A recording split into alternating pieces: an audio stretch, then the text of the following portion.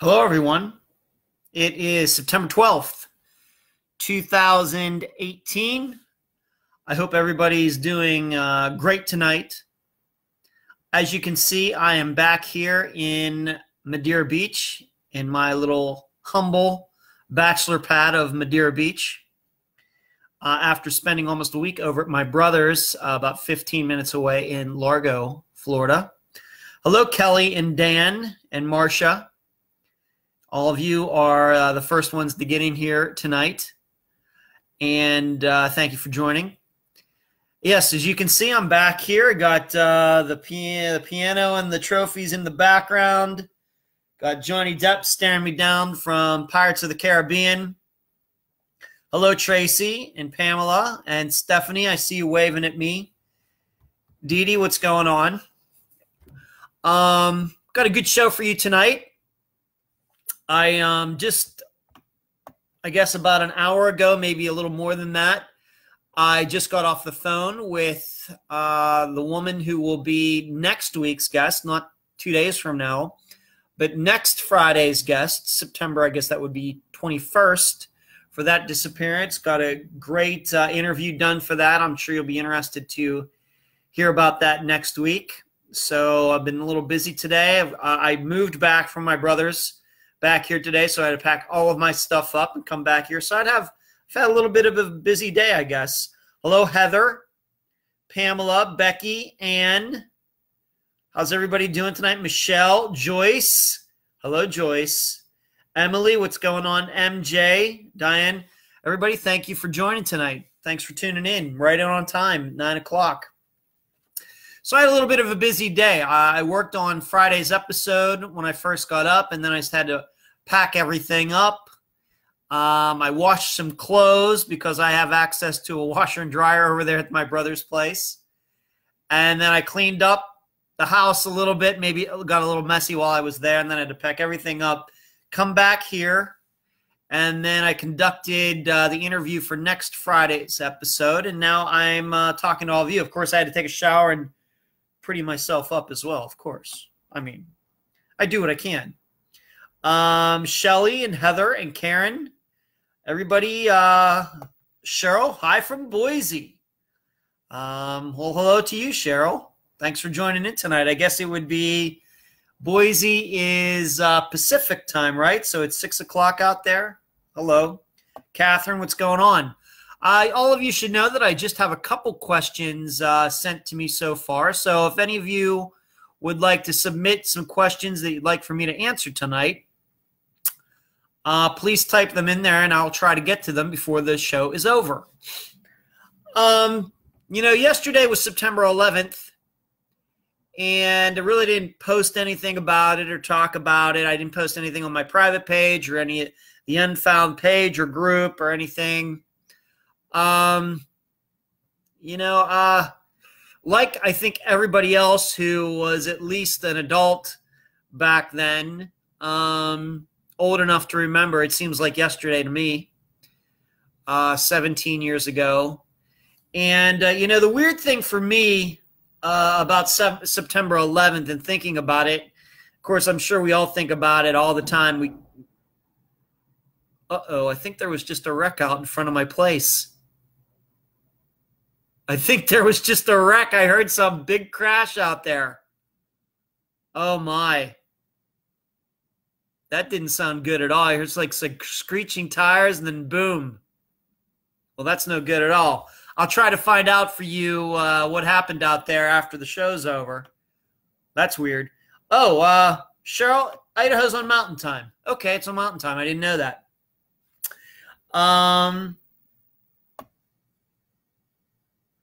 Stephanie asks, have you heard of the Chip Maples missing case in Milton, Florida? I know of the Chip Campbell missing case in Milton, Florida, Stephanie, but that one you're telling me about, I don't know about. I know about Chip Campbell. In fact, I know a couple of his sisters very well, but I don't know that case. No, I don't. Hello, Angela and Christy. You're catching the live broadcast for the first time. Well, thank you for tuning in, Christy. Yeah, there must be a wreck out there. All these cars are going around now. I don't. Emily asked me, have you ever heard about anything about Halo investigations? I've heard about them. That's all about. I know, Emily. Maybe that's a conversation we need to have privately. I don't. It sounds familiar, but that's about it, Emily. Yes, Chip Campbell. Yes, Stephanie. I am familiar with that case, and we covered that case June or July of 2017. And I know his sisters, Donna Kay and Lisa, very well. In fact, I know Lisa tunes into this program once in a while. So yes, I'm very familiar with it. Hello, Andrea. I hope you like your books. I saw the picture. And Stephanie says you've been sick. Yes, there is definitely something went on out there while you're. Sorry to get a little diverted. But so there was definitely a car wreck out there. If you don't know, like right over here is a major intersection from where I live, right over here. Probably about 150 feet away this way, and I think there was definitely a wreck there. Anyway, September 11th, you know, my September 11th is fairly weird because I slept through the whole thing. Being that I was living in Las Vegas, by the time I even got up to that day, the World Trade Centers had already fallen. Because you have to realize that all happened at like 9, 10 o'clock in the morning, which would have been like 7 o'clock Las Vegas time. And a girl, young woman who I was seeing at the time, and we were co-workers, she called me to tell me to turn on the TV. And that's how I found out about September 11th. I turned it on, and the buildings were already gone. And that's what always strikes me when I think about September 11th. A lot of people, of course, on the East Coast got to watch it as it unfolded. By the time I got up, it was already, that part of it was already over. I spent, my brother happened to be in town. He was a truck driver at the time. And he was in town, and we got together, and we just watched it, TV all day. And then that night, I was working on Star Trek: The Experience at the time, and I actually had to go into work that evening. So it was a really, really weird day. I think it was probably a weird day compared to most people's, because I think, once again, a lot of people caught most, if not all, the whole thing, seeing how it all transpired. And I missed all of it. When I got up, everything was already smoking. Everything had already collapsed. All those people got killed. I didn't even know what was going on.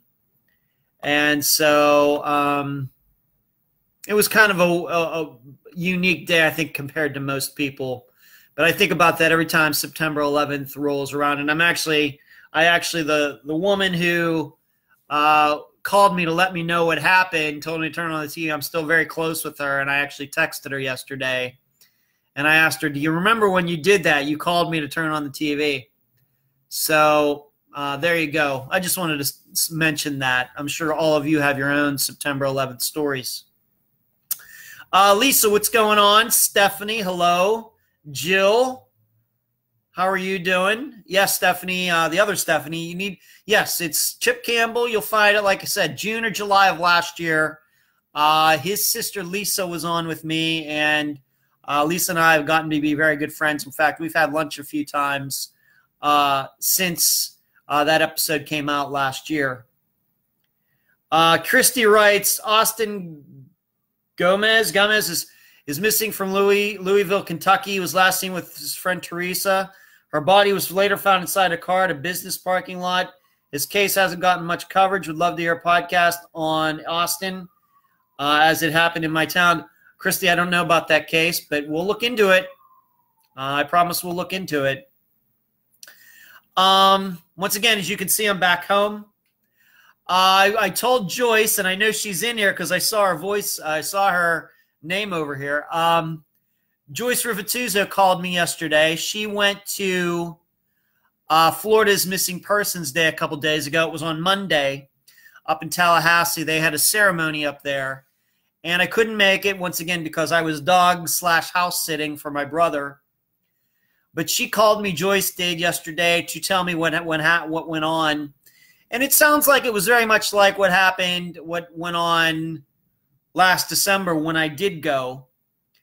But I can tell you that Joyce was very excited because of all of these people she was talking to who knew about her daughters and how they disappeared. Joyce was recognized during the ceremony.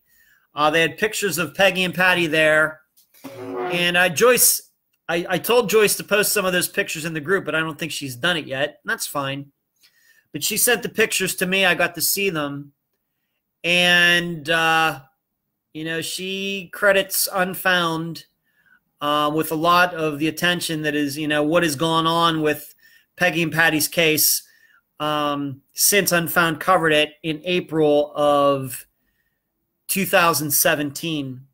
And it's something that I talked about in the update show back in July about how, you know, Unfound's work on that case is probably some of the best, you know, that's been done. And then, of course, after the fact, there was a listener who, you know, took it upon herself to get to know Joyce and has also worked on it. It's been so also very instrumental in getting the word out about Peggy and Patty's disappearance, which until April of last year, I think had been basically forgotten and nothing was going on with it. And now Joyce is getting recognized. People are coming up to her at the Missing Persons Day event and telling her that they're working on it. You know, they now know about it. And I know Joyce couldn't have been more excited about that. And I'm, of course, excited for her. Hello, Sarah. How are you doing tonight? So I told Joyce that I'd tell all of you about it, but Florida's Missing Persons Day, it's supposed to be in September, and I didn't realize it. The reason they had it in December last year is because of the hurricane that came through, and so they pushed it off to December, but it's usually in September. I didn't know that. So, but I didn't get to go. You should also know that Mary Lyle actually called me on last Friday night, to ask me if I was going, and I told her no, I couldn't go because Mary Lyle's daughter was there, and she got to meet Joyce, and they got to hang out. I would have loved to have gone, just couldn't do it, unfortunately. So I told Joyce that I would pass that along to all of you about her great experience a couple days ago at Florida Missing Persons Day. I'm going to guess they recognize some other missing people as well, but Joyce showed up, and I guess she got a lot of attention and really treated her well. And she feels very good about where the case now sits with Florida law enforcement. And I'm very happy to say, I'm very happy to hear that. And of course, it's always good to talk to Joyce when she calls. Hello, Barbara and Sarah. Thanks for tuning in tonight. And Diana, welcome. Diana, I don't recognize your last name, and I'm surely glad I don't have to pronounce it. But maybe you're new to the show on Wednesday nights, and I thank you for tuning in. So I wanted to mention that, talked about September 11th, wanted to mention about Joyce's experience at the Florida Missing Persons Day. And then I also want to mention, I think most of you now have seen the collage that I worked on this weekend. It's a collage of all of the missing persons cases that were done in year 2 of Unfound, which would be going from August 1st, 2017 to August 31st, 2018. And yes, I know that's 13 months, but that just makes it easier for me. So the second year of Unfound goes from August 1st, 2017 to August 31st, 2018. And there were 56 cases. And so there are 56 pictures in the collage. And that goes from Kent Jacobs, which was the first case covered in August of 2017, down all the way to Bonnie Joseph's case, which was covered, of course, not quite 2 weeks ago. So I hope you saw that picture. I put it on Instagram. I put it on the page. I put it in the group. And that picture will now be available on the back of T-shirts in the Unfound store at myshopify.com. And yes, I did design that myself. I had to sit down there and get all the pictures nice and square. It doesn't take as much time as you'd think because I already have the pictures and everything. And the program that I use, Canva, is very easy to use, but it does take some time. But it's not that hard. It's just a little time consuming, but I love doing it. I think it came out really, really nice, and I hope you've seen it already. Diana says says she is new. See, I knew it. See, Diana, when I see a last name like that, I would surely remember that last name. And I said, I don't think I've seen her before. Well, welcome. Thanks for tuning in tonight. Hello, Susie and Angela. So there you go. Let's take a question. Once again, I don't have many questions tonight. So if you have something that's on your mind, it could be true crime related. It doesn't necessarily have to be.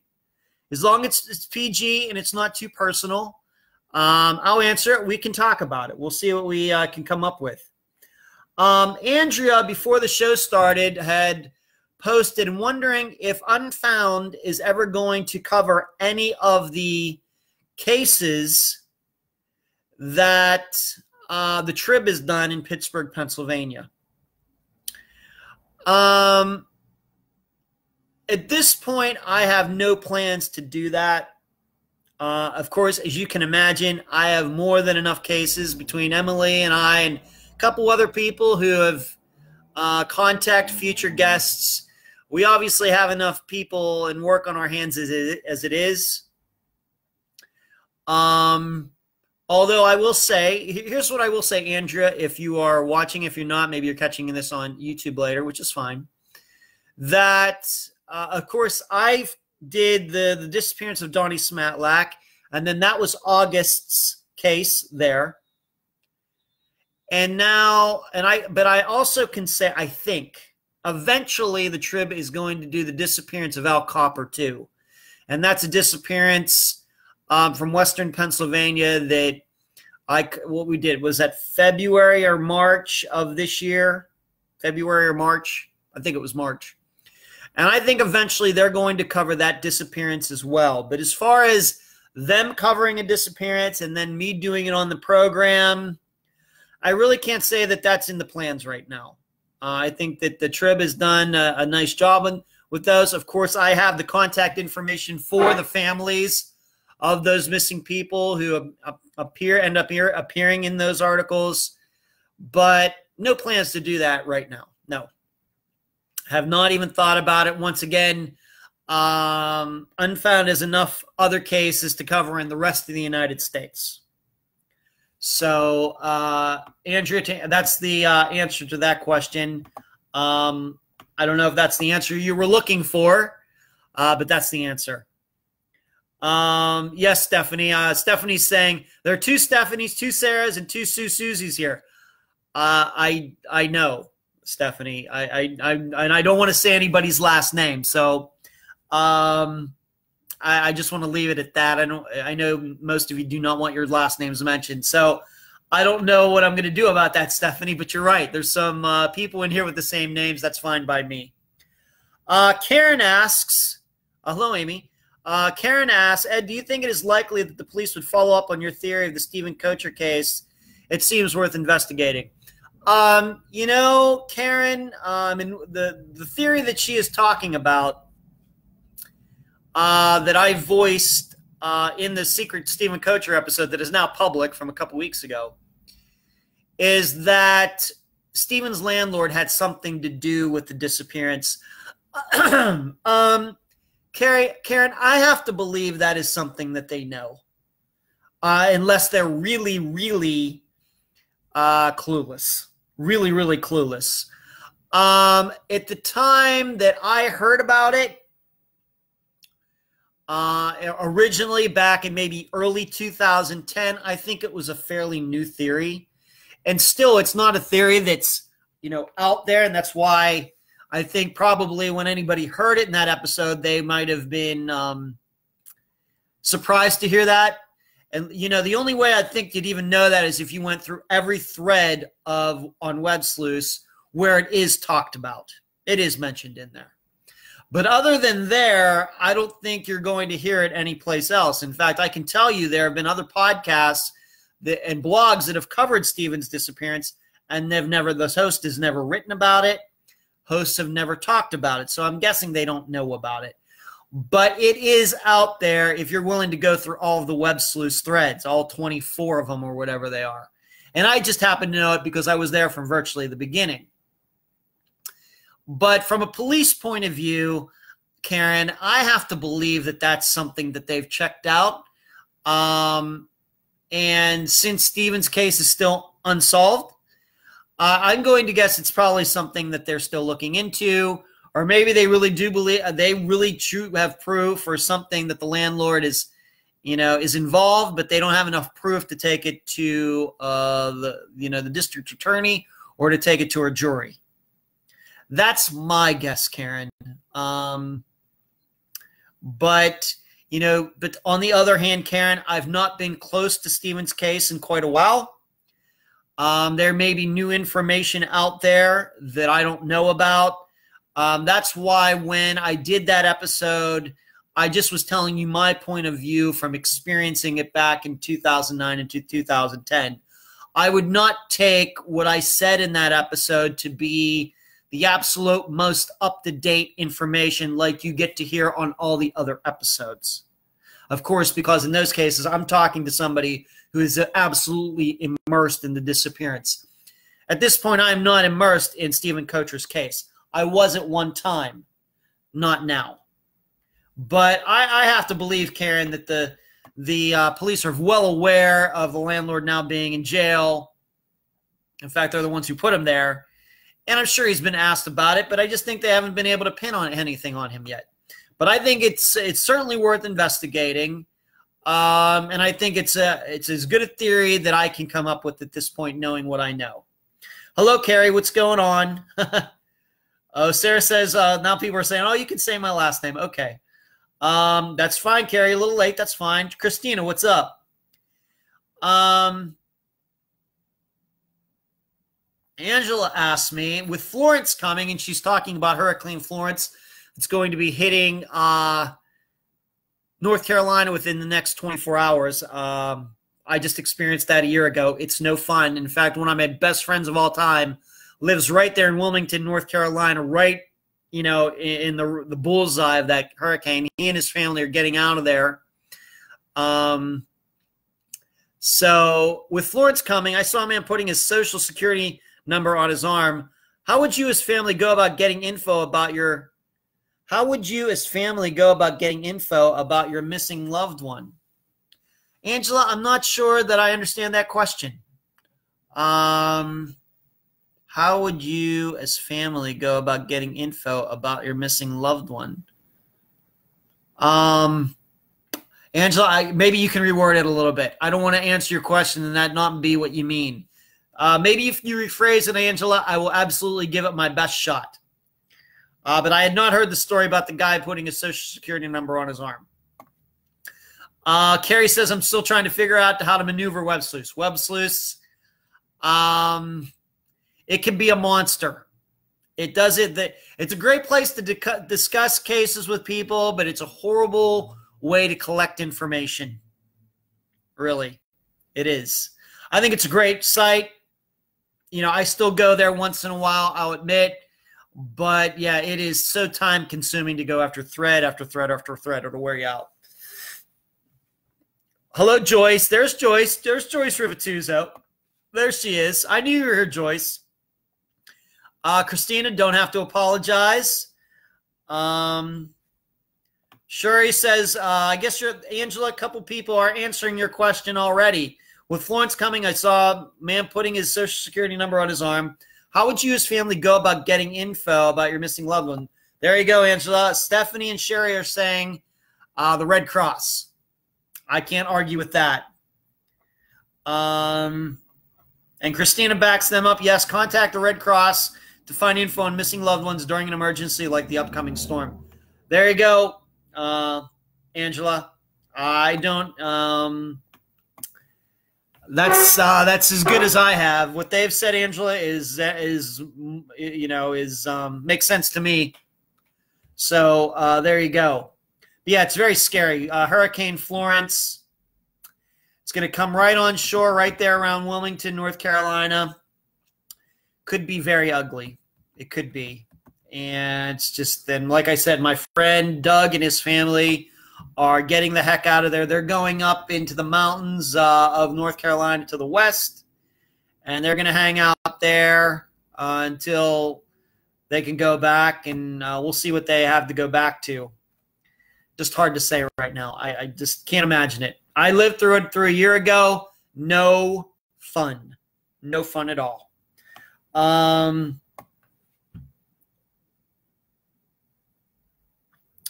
Susie asks, Ed, I was thinking about what can a family member do to help make law enforcement help them more when someone manages.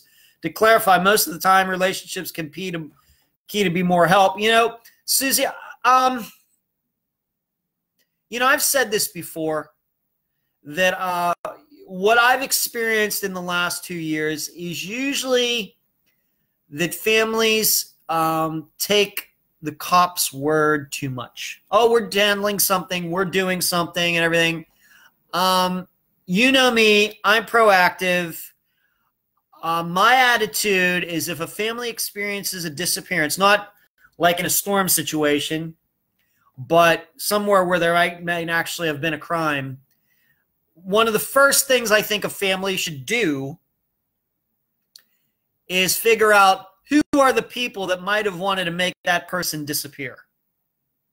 Of course, along with who was the last person who saw it that can be believed, what were they supposed to be doing that day, what date, what time, were they supposed to be at work, were they going here, were they going there? I think one of the main things that they have to be brutally honest doing this, is sit down and think about who the suspects could be if a crime was committed. No matter how, you know, honest you have to be. Husband, wife, ex-boyfriend, boyfriend, girlfriend, whoever. Co-worker, anything, person that could, and have reasons behind it. Make a list, have those reasons presented to the police. You know, this, I think it's possibly this ex-boyfriend because she said that he was stalking her. Things like that can be very helpful. Because, you know, the thing about disappearances is that GPS and phone information, it's going to probably be saved somewhere. Video camera evidence, those types of things, GPS, that's all information that can be collected a week down the road, 2 weeks down the road, a month down the road. Whereas people's whereabouts, people quickly forget what they were doing that day. And the further you get away from that, the harder it is for the police to prove that a potential suspect wasn't in the place that he or she says they were at the time of the disappearance.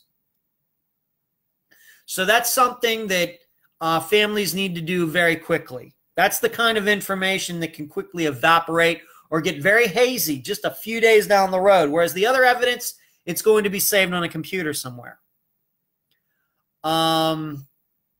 So, you know, that's what comes to my mind.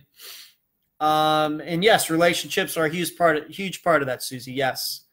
Shuri says, not looking good for South Texas either. Yes, you got a hurricane coming your way again. Laura says, hello from Northern Michigan. We're always calm and lovely. Yes. Well, you're very fortunate, Laura, until the snow starts hitting. And then I'm not a big snow guy.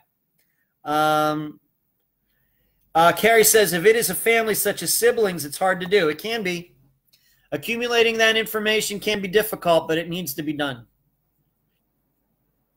Need to figure out where these potential suspects were at the time of a disappearance. And make sure, because the quicker you find that out, the harder it's going to be for them to lie somewhere down the road. Because the police aren't going to go right and talk to them right when disappearance happens. The police might not get to them for a week or 2 weeks or a month. And you got to have something written down, typed out on a computer, detailing what the family, have found out about these people at the time of the disappearance. I really believe that. I really believe that. Jessica, what's going on? And Jess, I think you were a couple two new people too. And Carrie says, don't let them tell you burner phones can't be traced. I'm here to tell you that's BS. Carrie, I'm inclined to believe you. What the problem is, I think the information is not as easy to get as with non-burner phones. That's the problem. No, Marsha, I would not do well in Vermont. I have no argument there. I would not do well in Vermont for a variety of reasons. That's funny, though. Let's get to some news. True crime news. Did you see this shooting in Dallas? This female police officer came home, and this is all alleged. She came home, and she went into the wrong apartment. Her name is Amber Geiger, Guyger, and this is in Dallas. This just happened, I think, about a week ago, something like that.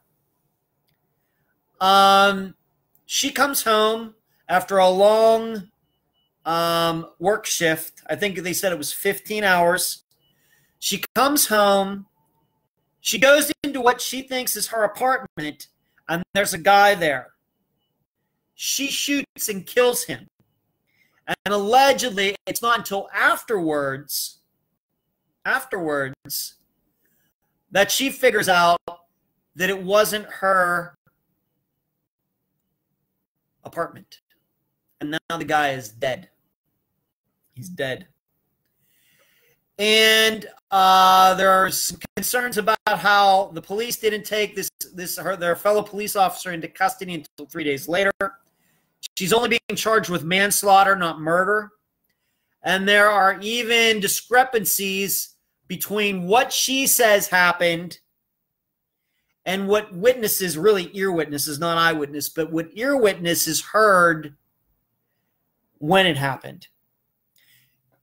If the stories are to be believed, then she said that the door was like jarred open or something, and she went in thinking she sees a guy in her apartment. She thinks somebody broke into her apartment, and that's why it happened. But now other people were saying there was actually an exchange of words before the shooting. And of course, the main question is, how did she not realize that she was in? I think what happened was she went to the apartment above hers. It must be some kind of weird apartment complex. So she drove up to the wrong level, and then when she walked to her apartment, she was actually on the level above where she was supposed to be. So she was like on the 4th floor, and she lives on the 3rd floor. Sherry says Texas making news for all the wrong reasons. Yeah, I guess. Stephanie asked, but how do you still go to the wrong apartment? How did she get in? Well, Angela, that's a good question. How did she get in? It's a good question. Once again, if you can believe the reports that are out there, there's a couple, there are discrepancies. That's all I can tell you. That some say that the door was like ajar and she just walked in.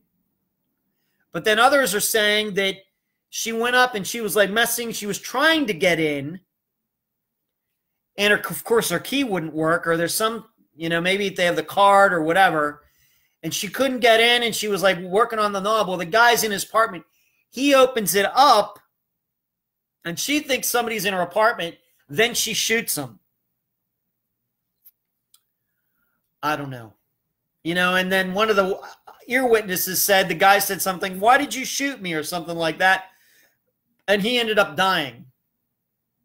What I think is going to be the main focus here, outside of fixing the discrepancies, is that I wonder if there is a fatigue issue in this. She came home after 15 hours of working. And I'm just wondering, and there's even talk that she had groceries in her hand, or she stopped at the store.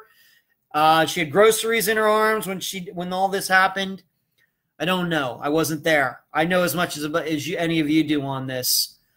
But there does seem something strange about this. And I have to tell you that I was on some website earlier today, and somebody said that there possibly could have been some prior argument between her and this guy concerning noise.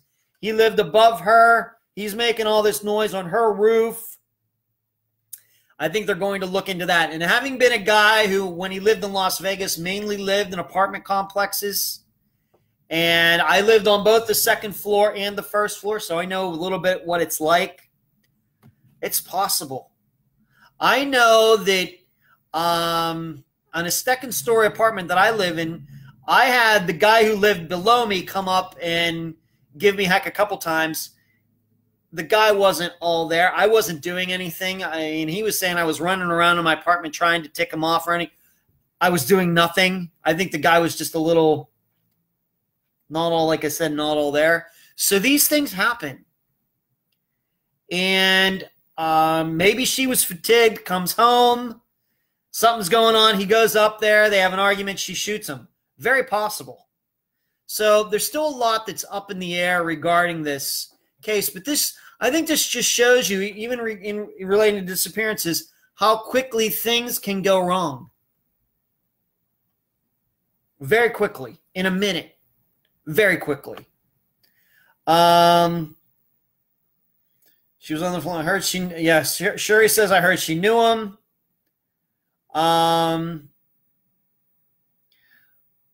Sarah, I did that where I worked before. I worked on the third floor, got off on the second, walked into the wrong office. I just stood there in shock trying to figure out what was going on. Laura says, how can you not know you're on the wrong floor? There are usually visual landmarks to tell you're in the wrong or right in the wrong place. Sarah says, by not paying attention, doing the same thing after day after day. Shuri says, I heard that too. I was Shuri, I guess you mean regarding the noise situation. Yeah. Carrie says 15-hour shifts are common, sadly. I don't know. I have to tell you, there does seem something that stinks about this. But we've had situations before where cops have gone into the wrong house, they were given the wrong number, and they've shot somebody, killed somebody totally by accident. They went to the wrong address. These things happen. You know, I've heard stories of people who are drinking and driving and go into the wrong house and get shot. But there is something about that doesn't seem totally right. And the worry, of course, for people there, are the police going to handle this investigation objectively, or are they going to try to cover for one of their own? I don't know. I hope they play it straight. I hope they treat it objectively, fair and square. But there does seem to be that concern out there that, you know, they're going to try to look for a reason. Well, this guy had drugs in his apartment, or it was this or it's that, in trying to give her probable cause for being in there, or giving her a reason that she shot him in the first place. There is that concern, and you can find it on a variety of places out there. The attorney for this family said that she had complained about noise from his apartment multiple times. Yes, Lynn, I read that too. Lynn, I read that. Carrie says, I've tried to get in the wrong car because there's so many around like mine. I walked into the wrong house on base once because they all look alike as well. Christina talks about getting home after working many hours in a row. Right, totally stinks. It's your home, not a hotel. Stephanie, I agree. Amber says, we live in a condo and we've gotten off the wrong floor and even put the key in thinking it was ours until I noticed the floor number was wrong. It's so easy to do. I would never suspect someone to have a gun, but I guess anything's possible. It's like driving the same place every day. Alana says, oh my God, I almost missed you guys. I guess you almost forgot the show was going on. Such a very weird story. I think she was hired drunk. Lana, that's possible too. Carrie says, to be honest, I haven't read much about it. Either way, it would make me mad, I'm sure. Yeah. So that was something I wanted to talk about. I'm sure there's going to be a lot out there about this case. But right now, I really don't know what to make of it, but it does seem like something smells. But it could be nothing. It could be nothing. It's just a very weird story. Jessica asks, hey, Ed, we're just wondering if there's been a case you wanted to cover but can't find enough information about it, or that no one would talk to you. Big fan. Thank you. Jessica, thank you for being in tonight. Thank you for listening. It's a very good question. Some of the viewers have heard me talk about this before. There's a case of 2 missing girls in Jacksonville, Florida, that I would love to cover, but once again have not gotten enough information. There's just not a lot of information out there. Angela Westbury, and what is the other girl's name? Teresa something. Angela Westbury and Teresa, can't remember her last name. You can find it on NamUs. You can find it on Charlie Project. If you do a search for Westbury, you'll find the case. 2 girls who went out on a boat with 2 guys. The girls disappeared. The guys were never seen. I don't know if the guy, and they don't consider the guys to be missing. Something up with that case. So, Jessica, that would be a case that I'd be very interested in covering if I could find more information, but there's just not a lot of information out there. I've actually talked to Angela Westbury's at least one, or if not 2 of her sisters a while ago, but really they don't know that much.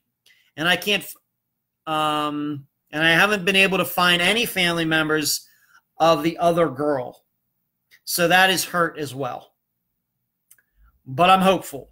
I'm hoping that, you know, when I get some spare time, maybe I can try to find out a little bit more about it. But it's a case where 2 girls go missing, go out in this boat with these guys, and never come back. So that would be the case, Jessica. So there you go. A lot of people talking about going to the wrong apartment, the wrong car. Ann says, Fernandina Beach, Florida, here just 20 miles north of Jacksonville. Haven't heard of these girls. Anna, you can look it up. Please do. Angela Westbury. Let me check this real quick. Hold on. Wait. Let me check this. Make sure I'm getting these names right. There we go. Angela Westbury and Teresa Hickman. They disappeared on December 1st, 1984. December 1st happens to also be my father's birthday. December 1st, Jacksonville, Florida, Angela Westbury and Teresa Hickman. I would be so interested in covering that case. Hello, Barbara. So, yes, Anna, you can look that up. Look it up. Maybe you want to dig into it yourself. You know, if you have the time, that would be interesting to me. Nicole, what's going on? Laura asks, how long does it take you to put a case together before you can create a podcast? It must be an incredible amount of work. Some of them are a lot of work. Not all of them are. Not all of them. Some of them. Depends. Depends. For example, in the Tom Brown case, that was one where I found out about it in April. It took about 2 months to put it together, but in the meantime, his mother sent me a lot of video, video files, of which I watched. Now everybody knows about that. So that one was a lot of work. And that's, I think, why the interview for that episode is like 3 hours long. Other ones, if there's not as much information, or there's no new information, or there's no additional things that guests send me to look at, then those come together a little easier. I mean, they're all work. I mean, I don't consider it work. I enjoy doing it. But there's a lot of variety in the time spent in putting an episode together. Let's put it that way. Some take a lot of hours, and then some take less than a lot of hours. That's really the best way to explain it, Laura. It just is hard to say. I mean, there'll be some where I find out about a case, and then 3 weeks later, we're doing the interview for the episode. That happens. But then there are others, frankly, one that I'm just dying to cover. I talked to the woman almost 2 years ago, and I've maintained contact with her. She knows who I am. I mean, this was like right when Unfound started, that I had a long conversation with a particular woman about her sister's disappearance, and we've just never been able to get together. And I think that The reason for that, I think it's very emotional for her. I think it's very, very difficult for her to talk about it. We got to talk about it back then. I still have my notes from that conversation from almost 2 years ago. I think it's a case that deserves a lot of attention and hasn't gotten a lot of attention, at least in the podcast world. But that's almost 2 years now, and I've still not done an episode on it. So, Laura, it just depends. It just really depends. But that's a great question. It's a really solid question. Thank you for asking. Yes, Anna, it was a long time ago. Yeah, please, but check it out. Dee Dee, what's going on? I wondered where you were, Dee Dee. I didn't see Wonder Woman in here tonight. I was wondering where Dee Dee was. Laura, in addition, asked, you have to keep a lot of detailed notes and files. I take very detailed notes. I take very detailed notes. The way I do that is just get to be a good listener. And I tape everything out. And then I usually have follow-up conversations with the person, asking them additional questions, doing any snooping around that I can find on maybe some of the suspects. I might look at a map or something. They might tell me to talk to some additional friends or people. I'll do that. Whatever they want me to do, I'll do to make sure that we cover the case as well as we can. But yes, I do have to keep detailed notes and files. I do. Yes, absolutely. And anybody who's been on the program knows that in those initial conversations, I ask very pointed questions. I try to take nothing for granted. Nothing for granted. But even then, sometimes when we end up doing the interview, I hear things that I haven't heard before. So yes. Anna says, I found your podcast for following a missing case in my town, Jolene Cummings. I'm very familiar with that. What do you think the murder charges brought against Kimberly Kessler from Butler, PA, that was missing for many years? Why do you think Kimberly has been on the run that long? Well, the reason she's been on the run that long is because she's wanted in Pennsylvania. That's the reason. And I've heard through the grapevine that she's had many, many aliases over the years. And if some people don't know, I actually coincidentally talked to Kimberly Kessler's mother back in April because I was looking at that case as one to cover for the Trib in Pittsburgh. And then like 3 weeks later, Kimberly Kessler shows up in the news allegedly responsible for Jolene Cummings' disappearance. You talk about a coincidence. Nobody was more surprised than I was. I think she's been on the run that long because she's just trying to evade the law. Now, what went on between her and Jolene, I don't know. I'm guessing that Kimberly was going to try to steal Jolene's identity and something went wrong. That's completely a guess. I have no inside information on that at all. It's just something I suspect. However, I should say that they need to find out where Kimberly has also been over the last 15 years and see if there are any other missing women who can be connected to her. That's what I'm hoping they've done that, because that's what I would be doing. Certainly. Dee Dee says I worked overtime. Okay, Dee Dee, you're excused. This time. I'm joking. Laura says, well, I'm always impressed with the fact you roll out such detailed programs week after week. Laura, I deeply appreciate that. It's the guests. The guests are the ones, really, I just try to let them talk. That's all I'm doing. All I'm doing is guiding the conversation, jumping in where I think something may need a clarification. But the only way I can do that is if I think I know the case well. So I need to study up myself so I can be a good interviewer. But it's the people who know the information that are the ones bringing it to you, really. I just try to make sure that it's put in a sequence that everybody can understand. Okay, that's my job. And once again, the only way I can do that is if I understand the case as well. I'm never going to be an expert on any of these cases. I do too many. But what I can do is learn it well enough just to make sure I ask the right questions so those people who know the information can tell all of it to you.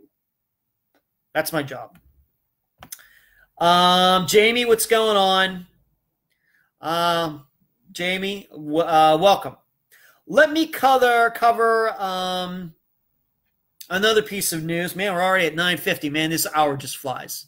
These shows just fly. There is a case of Denise Flum. They are reinvestigating her disappearance in Fayette County, Indiana. She disappeared on March 28th, 1986. And they have dogs at a pond in the area. Now, if you're not familiar with this disappearance, and I wasn't either until I saw some news on it, she was in her senior year of high school. She had already bought her dress to go to the prom. And she had been to a party, and wherever this party was, she forgot her purse at it. And so she was going to drive back to this place where the party was held to get it. She never showed up.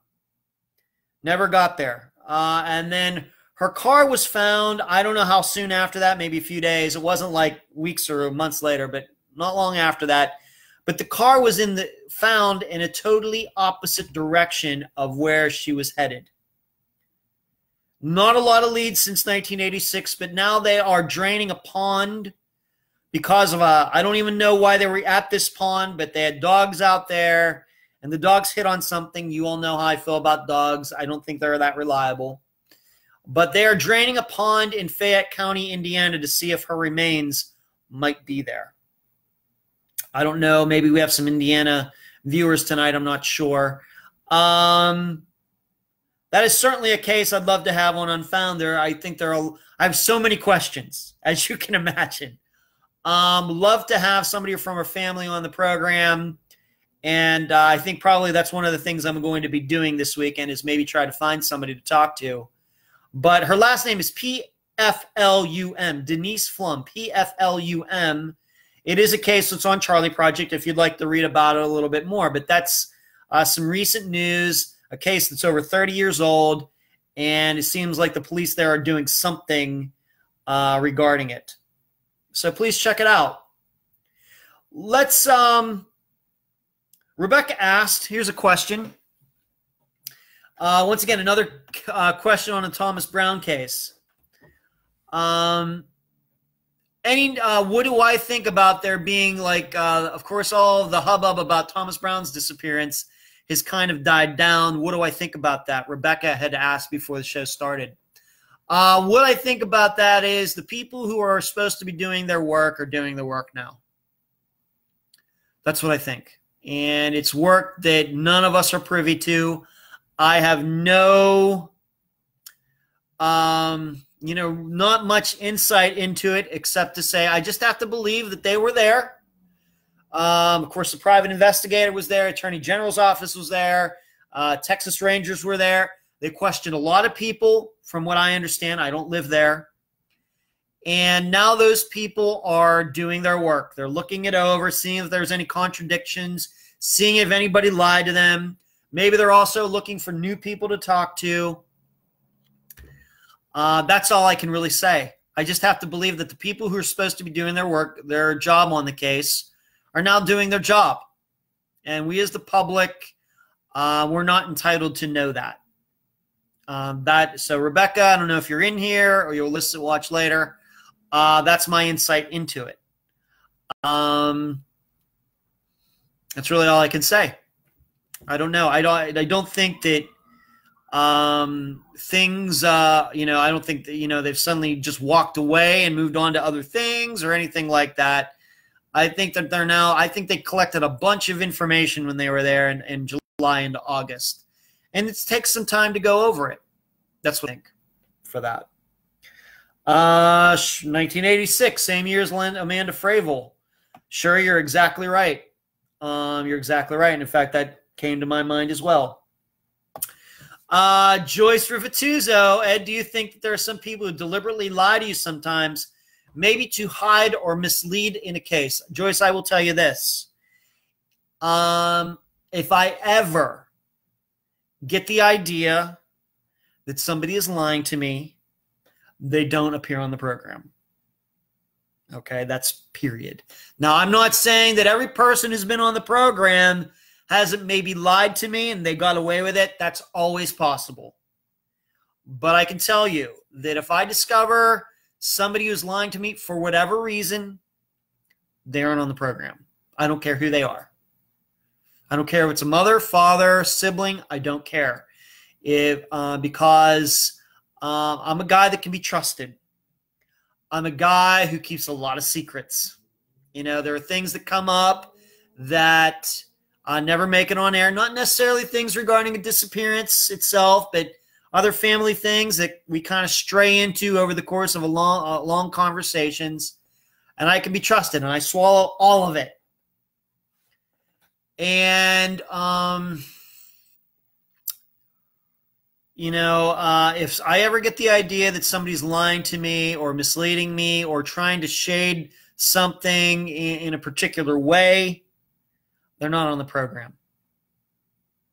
The best example I always give is there was a case where a guy disappeared and family wanted to blame it on some government conspiracy. I didn't think that was the case, but, I'm willing to flesh out the ideas. We'll talk about it. The problem I had is they didn't want to talk about what I thought was a much more obvious theory given the facts that they gave me. They didn't want to talk about that. That makes me suspicious when you don't want to talk about something that seemed pretty obvious to me. And so I had to drop it. I just had to drop it. So that's just the way we do things around here. I don't know how other people handle their programs. Ann says, Ann says you're in Indiana. Have you ever heard of the Denise Flum case, Ann? I'd be interested to know.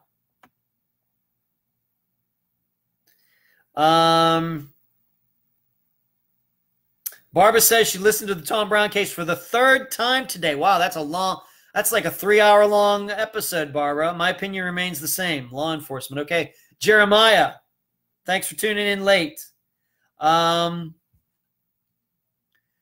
Jessica, will you still cover the case just with a different family or friend?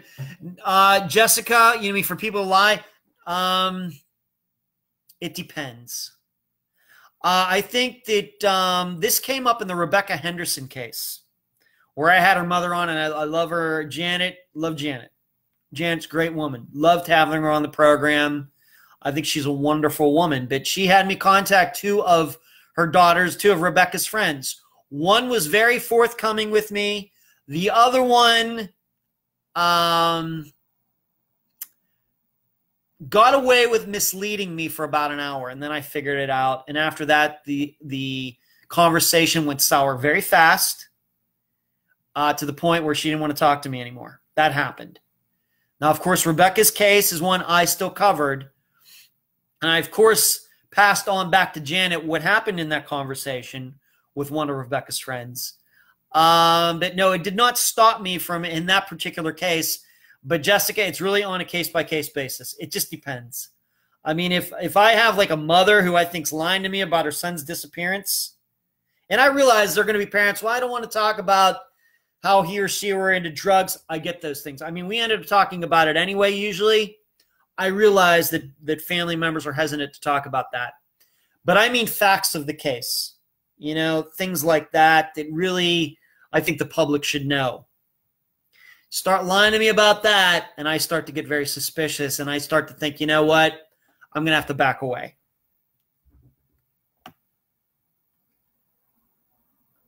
Carrie says, if they want to bend the truth, they truly don't want to know what happened. Well, once again, Carrie, it just depends.